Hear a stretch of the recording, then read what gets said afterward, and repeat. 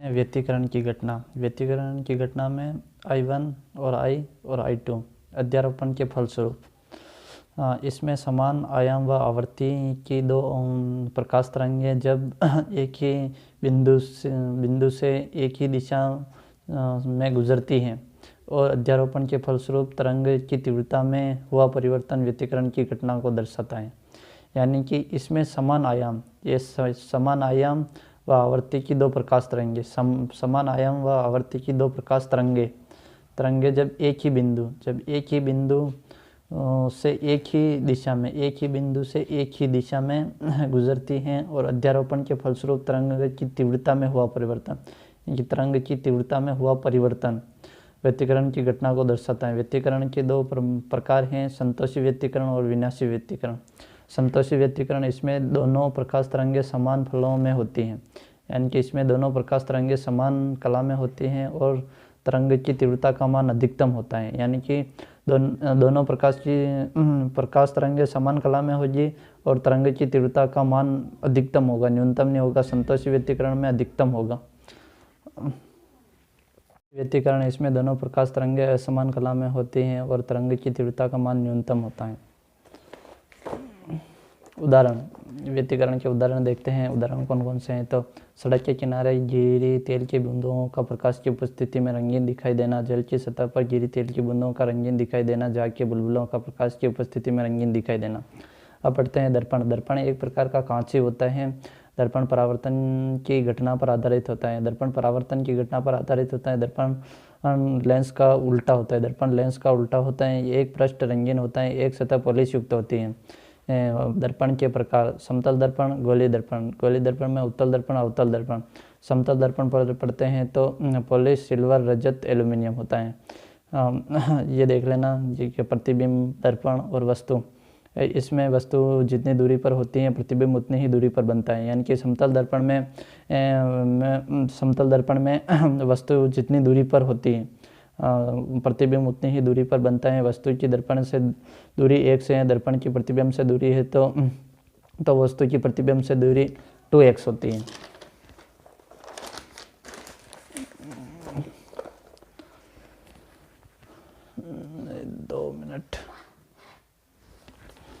वस्तु की चाल v है तो दर्पण से प्रतिबिंब की दूरी v है तो वस्तु की प्रतिबिंब की से चाल 2v है। यदि किसी दर्पण को थीटा कोण से घुमा दिया जाए तो प्रतिबिंब में विचलन 2 थीटा होगा। यानी कि यदि किसी दर्पण को थीटा से घुमा दिया जाए तो प्रतिबिंब में विचलन 2 थीटा होगा। h ऊंचाई के व्यक्ति को अपना पूर्ण प्रतिबिंब देखने के लिए आवश्यक न्यूनतम दर्पण h/2 होगा। समतल दर्पण से प्रतिबिंब की स्थिति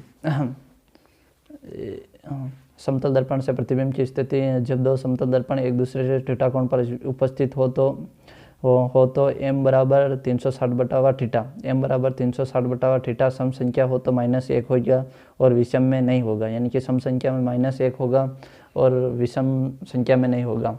सम संख्या m बराबर 360/थीटा -1, यानी कि सम संख्या कहलाए 360/थीटा -1। जब थीटा का मान 40 डिग्री हो तो m बराबर 360/40 बराबर 9 प्रतिबिंब की संख्या, यानी कि ये विषम है इसलिए -1 नहीं होगा। जब थीटा 60 हो तो 360/थीटा 6 आता है और 6 सम है तो 6 - 1 बराबर 5 प्रतिबिंब की संख्या। जब दो समतल दर्पण एक दूसरे के समांतर हो तो प्रतिबिंब की स्थिति प्रतिबिंब की दूरी अनंत होती है। समतल दर्पण में पार्श्व परिवर्तन होता है, यानी कि समतल दर्पण में पार्श्व परिवर्तन होता है। एम्बुलेंस प्रतिबिंब आभासी सीधा वस्तु के बराबर होता है। यानी कि गोलीय दर्पण पढ़ते हैं। गोलीय दर्पण ऐसे दर्पण जिनके परावर्तक पृष्ठ गोली या खोखले होते हैं तो उसे गोलीय दर्पण कहा जाता है। उत्तल दर्पण इसे अपसारी कहा जाता है। उत्तल दर्पण को अपसारी कहा जाता है। ऐसे दर्पण जिनके परावर्तक पृष्ठ बाहर की ओर उपरे हुए होते हैं उत्तल दर्पण कहलाते हैं। उत्तल दर्पण से बना प्रतिबिंब आभासी व सीधा वस्तु के बराबर वस्तु के आकार से छोटा होगा। यानी कि उत्तल दर्पण से बना प्रतिबिंब आभासी सीधा व वस्तु के आकार से छोटा होगा उत्तल दर्पण में। अवतल दर्पण में ऐसे दर्पण जिनके परावर्तक पृष्ठ अंदर की ओर घुसे हुए होते हैं अवतल दर्पण कहलाते हैं। इसे अभिसारी कहते हैं, यानी कि इसे अभिसारी कहा जाता है। इसे कॉनकेव मिरर कहते हैं। इसे बना प्रतिबिंब वास्तविक उल्टा हुआ वस्तु से बड़ा होता है, यानी कि अवतल दर्पण में बना प्रतिबिंब वास्तविक उल्टा हुआ वस्तु के आकार से बड़ा होगा। उपयोग कहाँ पर होता है अवतल दर्पण का? तो वाहनों की हेडलाइट में टेलीस्कोपी के रूप में ENT के डॉक्टर इसका उपयोग करते हैं। ENT के डॉक्टर इसका उपयोग करते हैं। दंत चिकित्सा भी इसका उपयोग करते हैं, यानी कि दंत चिकित्सा ENT के रूप में टेलीस्कोप में और वाहनों की हेडलाइट में उत्तल दर्पण का उपयोग होता है। दर्पण सूत्र क्या है? तो 1/f बराबर m/v plus m/u। f focus दूरी है, v प्रतिबिंब की दूरी है और u बिंब की दूरी है। आवर्धन सूत्र क्या है? तो प्रतिबिंब की ऊंचाई व बिंब की ऊंचाई का अनुपात आवर्धन सूत्र कहलाता है, यानी कि h/2/h1 बराबर -v/u।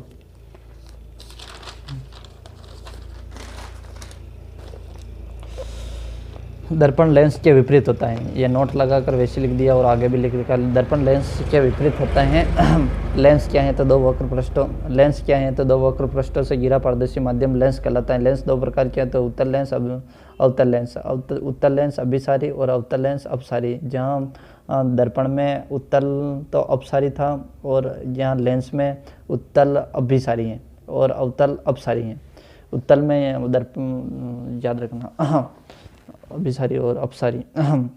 उत्तल लेंस किनारों पर मोटा हुआ बीच में किनारों पर पतला हुआ बीच में मोटा होता है। उत्तल लेंस किनारों पर तो पतला होगा और बीच में मोटा होगा। ऐसा लेंस जो बीच में मोटा हुआ किनारों पर पतला होता है इसे अभिसारी लेंस कहते हैं, यानी कि उत्तल लेंस को अभिसारी लेंस कहते हैं। उत्तल लेंस के समान आने वाली प्रकाश की किरणों को एक स्थान पर केंद्रित करते हैं तो उसे अभिसारी कहते हैं, यानी कि उत्तल लेंस के समान आने वाली प्रकाश की किरणों को एक स्थान पर केंद्रित करते हैं, इसे अभिसारी कहते हैं। यानी कि अभिसारी क्यों कहते हैं? तो एक जगह केंद्रित करते हैं इसलिए। अवतल लेंस ऐसा लेंस जो बीच भाग में तो पतला, बीच भाग में ये देखना पतला और किनारों पर मोटा होगा, किनारों पर मोटा। अपसारी लेंस अवतल लेंस के समांतर आने वाली प्रकाश की किरणों को फैलाने का काम करे अपसारी लेंस कहलाता है। लेंस से संबंधित परिभाषाएं ये देख लेना, ये चित्र देख लेना। फोकस दूरी, फोकस बिंदु, प्रकाश बिंदु, वक्रता बिंदु, ये देख लेना। मुख्य अक्ष में देखते हैं तो लेंस के दोनों वक्रता केंद्र से गुजरने वाली रेखा या मिलाने वाली रेखा मुख्य अक्ष C व C2। मुख्य अक्ष किसे कहते हैं? लेंस के दोनों वक्रता केंद्र से गुजरने वाली रेखा या मिलाने वाली रेखा। और प्रकाश बिंदु O से प्रदर्शित लेंस के बीच स्थित वह बिंदु जिससे गुजरने वाली प्रकाश किरण बिना विचलित हुए सीधी निकल जाती है, उसे प्रकाश बिंदु कहते हैं, यानी कि O से प्रदर्शित करते हैं प्रकाश बिंदु। और लेंस के बीच स्थित वह बिंदु जिससे गुजरने वाली प्रकाश किरणें बिना विचलित हुए, यानी कि बीच में उपस्थित वह बिंदु जिससे प्रकाश की किरणें बिना विचलित हुए सीधी निकल जाती हैं, उसे प्रकाश बिंदु कहते हैं। फोकस दूरी किसे कहते हैं? उत्तल लेंस में अलग होती है और अवतल लेंस में अलग होती है। उत्तल लेंस में क्या है? तो मुख्य अक्ष के समांतर आने वाली प्रकाश की किरणें लेंस से अपवर्तन के पश्चात मुख्य अक्ष के जिस बिंदु पर अभिसारित होती हैं, यानी कि उत्तल लेंस में अभिसारित होती हैं तो वह होती हुई प्रतीत होती हैं तो उसे अवतल लेंस कहते हैं। उत्तल लेंस में यहाँ पर देख लेना, उत्तल लेंस में अभिसारी है और यहाँ पर भी अभिसारी है। उत्तल लेंस में फोकस दूरी याद रखना। और अवतल लेंस के लिए फोकस दूरी अवतल लेंस में मुख्य अक्ष के समांतर चित्र देख लेना ये और चित्र देख लेना ये। अवतल लेंस के लिए फोकस दूरी मुख्य अक्ष के समांतर आने वाली प्रकाश की किरणें लेंस के से अपवर्तन के पश्चात मुख्य अक्ष के जिस बिंदु से अपसारित होती हैं उसे फोकस दूरी कहते हैं। फोकस दूरी F बराबर फोकस बिंदु F व फोकस बिंदु O के मध्य की दूरी को फोकस दूरी कहते हैं। फोकस बिंदु F व प्रकाश बिंदु F व प्रकाश बिंदु O के मध्य की दूरी को फोकस दूरी कहा जाता है। यह फोकस बिंदु और प्रकाश बिंदु के मध्य की दूरी को फोकस दूरी कहते हैं। लेंस से संबंधित दोष निकट दृष्टि दोष, ऐसा दोष जिसमें निकट की वस्तु तो साफ दिखाई देती है परंतु दूर की नहीं, निवारण के लिए अवतल लेंस का, यानी निकट 3 अक्षर हैं और इसमें 4 अक्षर हैं, यानी याद रखना। निकट के लिए अवतल लेंस का लेंस होता है माइनस में होता है। इस दोष को मायोपिया के नाम से जाना जाता है, यानी कि निकट दृष्टि दोष को किस नाम से जाना जाता है? तो निकट दृष्टि दोष को मायोपिया के नाम से जाना जाता है। मायोपिया निकट हो गया। दूरदृष्टि दोष निवारण है। इसमें उत्तल लेंस का उपयोग प्लस इस दोष को हाइपर मायोपिया के नाम से जाना जाता है। यानी कि दूरदृष्टि दोष को हाइपर मायोपिया के नाम से जाना जाता है। जरा दृष्टि दोष, इस दोष में व्यक्ति को ना तो पास का दिखाई देता है ना ही दूर का दिखाई देता है। इस दोष के निवारण के लिए द्विफोक्सी यानी कि जरा दृष्टि दोष के लिए द्विफोक्सी लेंस का उपयोग उत्तल व अवतल, द्विफोक्सी उत्तल अवतल दोनों। और इस दोष को प्रोस मायोपिया कहते हैं। यानी कि निकट को तो मायोपिया और दूर दृष्टि को तो हाइपर मेट्रोपिया और जरा दृष्टि दोष को प्रोस मायोपिया नहीं, जरा दृष्टि दोष को प्रोस बायोपिया ये याद रखना। नीचे उत्तल लेंस और ऊपर अवतल लेंस, ये चश्मा बना रखी है। दृष्टि वैषम्य या अंधबिंदु, दृष्टि वैषम्य या अंधबिंदु रोग कौन सा है? तो कॉर्निया के आकार व आकृति में परिवर्तन होना, कॉर्निया के आकार व आवृत्ति में परिवर्तन होना। इस दोष में व्यक्ति ऊर्ध्वाधर व क्षैतिज रेखाओं में अंतर्विभेद नहीं कर पाता है। निवारण के लिए बेलनाकार लेंस या टोरिक लेंस का प्रयोग होता है। निवारण के लिए बेलनाकार व लेंस या टोरिक लेंस का प्रयोग होता है। इस दोष को एस्टाग्मेटिज्म के नाम से जाना जाता है। यानी कि एस्टाग्मेटिज्म के नाम से कौन सा रोग है? तो दृष्टि वैषम्य या अंधबिंदु, दृष्टि वैषम्य या अंधबिंदु।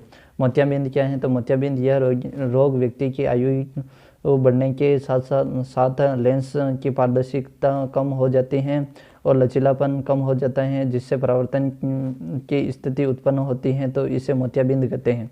निवारण के लिए इसके लिए ओक्यूलर लेंस का उपयोग होता है। लेंस सूत्र ये देख लेना। लेंस क्षमता लेंस के प्रकाश के अपसारित व अनियमित क्षमता को लेंस क्षमता